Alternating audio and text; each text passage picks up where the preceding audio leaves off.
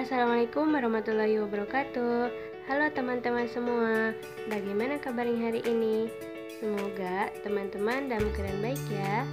Baik, sebelumnya saya dengan Tuti Wulandari dari kelompok 14, tentunya beserta rekan saya yaitu Ade Rosmiati dan Dini Siti Laila.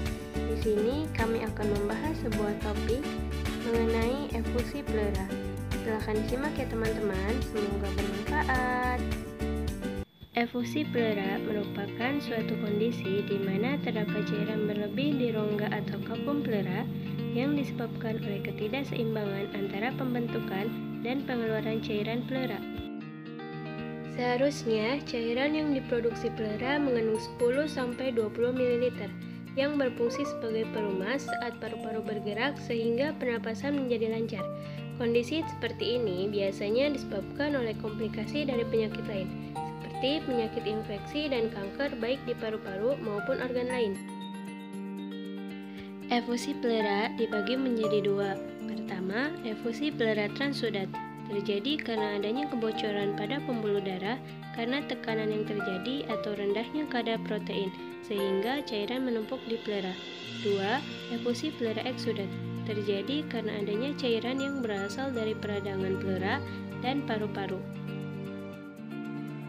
Manifestasi klinis, nyeri dada, sesak nafas, batuk kering, demam menggigil. Penyebab efusi pleura dikarenakan adanya komplikasi dari penyakit lain seperti penyakit infeksi dan kanker baik di paru-paru maupun organ lain, misalnya gagal jantung kongestif, sirosis hati, tuberkulosis, keganasan, dan pneumonia.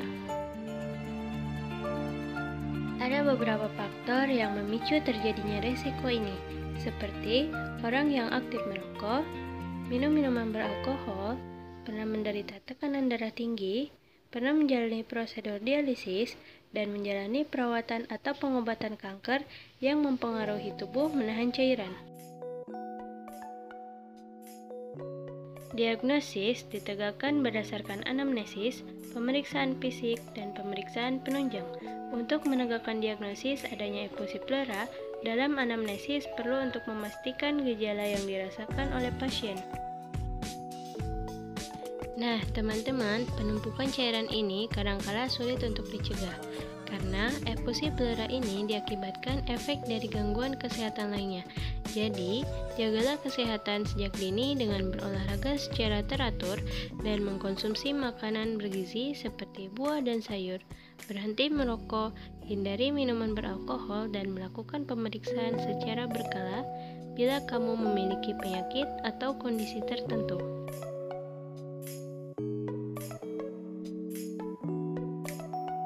Pertama, ada toraksentesis, merupakan prosedur medis untuk mengambil cairan berlebih pada pleura melalui jarum yang dimasukkan ke rongga dada. Kedua, ada chest tub, merupakan prosedur pemasangan selang khusus atau kateter pada rongga pleura melalui sayatan kecil di dada. Selang ini dihubungkan dengan sebuah mesin untuk mengeluarkan cairan dari pleura. 3. Pleural drain. Prosedur ini mirip dengan chest tub, namun kateter dipasang dalam jangka panjang. Pasien bisa secara mandiri mengeluarkan cairan dari pleura. 4. Pleurodosis merupakan prosedur penyuntikan zat pemicu peradangan seperti talc atau doxycycline ke rongga pleura. 5. Operasi atau pembedahan.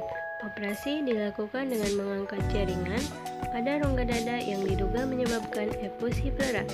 Ada dua jenis tindakan operasi yang bisa dilakukan, yaitu torakoskopi atau torakotomi. Dan terakhir, menangani penyebab efusi pleura. Misalnya, 1. Pemberian diuretik dan obat-obatan untuk penyakit jantung bila efusi pleura disebabkan oleh gagal jantung. 2. Pemberian antibiotik bila efusi pleura disebabkan oleh penyakit infeksi. 3. Kemoterapi dan terapi radiasi bila efusi pleura disebabkan oleh kanker. Kemudian ada pemeriksaan penunjang. Yang pertama ada X-ray, gunanya untuk melihat adanya cairan di pleura. 2.